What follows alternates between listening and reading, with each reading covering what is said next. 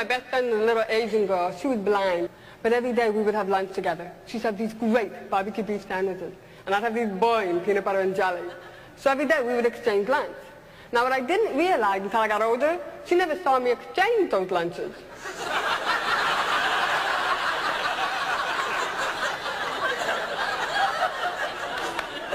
But then again, I never heard her complain about it either. Then they found out today that I started giving me hearing aids and I started learning how to talk. So as far as they were concerned, I was fixed. They sent me back to public school.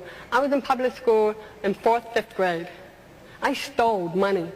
I stole candy. I stole things from my house to take to school to give to the other kids because I wanted them to like me.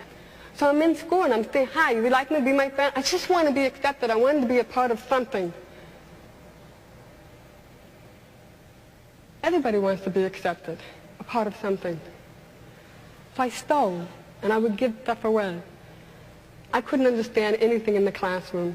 Teachers would have their back up against the blackboard. I couldn't hear what they were saying. By the time one kid would say something, I'd go to look for their lips, another kid's lips were moving. I was totally lost. I graduated from high school with a 1-point average. I didn't know what to do with my life.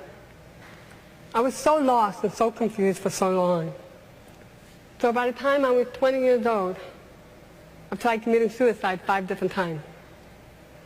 Now, there are going to be some things I'm not going to be successful at. And there's not a day that goes by where I don't thank God for letting me fail at least 5 different times. When I was 20 years old, I was laying on a beach sunbathing. A lifeguard Jeep ran me over. Talk about not knowing what your job description is. The Jeep ran over my face, stomach, chest, side, and back. I was laid up for 5 years. I died at the scene of the accident. I saw life after death. At least I believe I did. When it happened to me, when the Jeep ran over my face, I opened my eyes and I saw the bottom of the Jeep. And I could see the 2 rear wheels coming at me.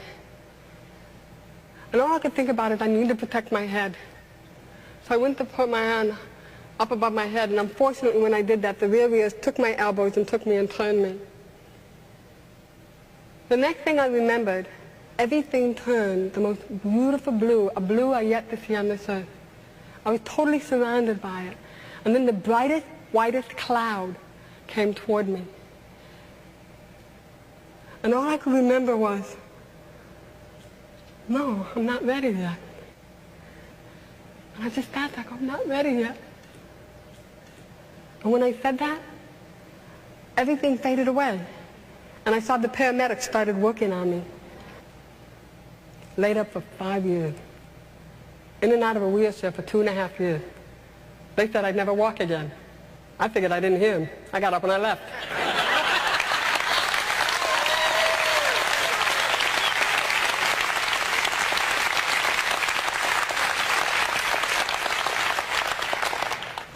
I'll never forget the day I got up out of intensive care, and they had me in a wheelchair by the window, and I yelled at God, you can't do this to me. I can't be in a wheelchair. I can't have a hearing loss and be in a wheelchair for the rest of my life. Lord, please, just not do this. And I said, you know, when I thought about coming back, you didn't tell me about this. I worked really hard to walk. I used to join the YMCA and I'd swim. Something told me that if I kept swimming, eventually my legs would follow with me. Either that or drag behind, I don't know, one or the other. When I started walking, one day I just packed my car up. I was living in Cleveland, Ohio, and I started driving.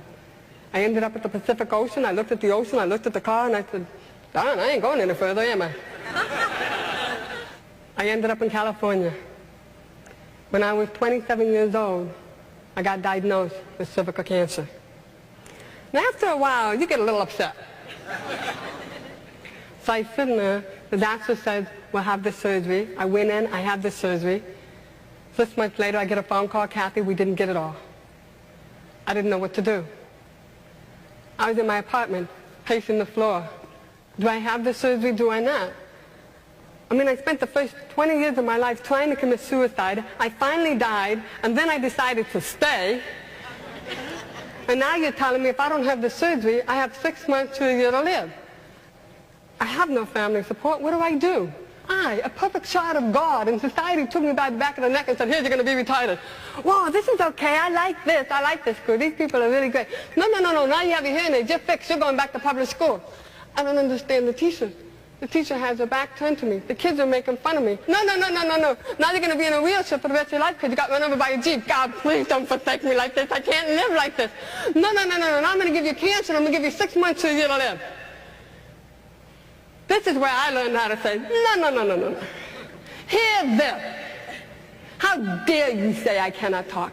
How dare you say I cannot walk? How dare you say I cannot have a life? How dare me for listening to you?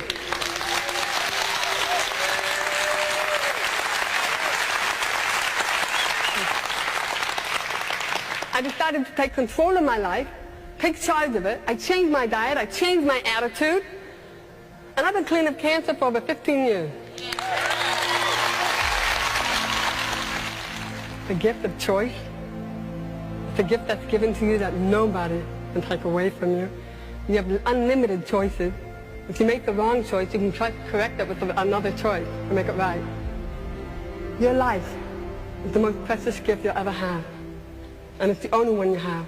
You'll come into this world alone, you will leave alone. Who you meet in between is the challenge of how you deal with your life. Remember, no matter how bad something is in your life, it has a time limit. And women, we know we can drag something bad on forever. But also remember, no matter how good something's going on in your life, that too has a time limit.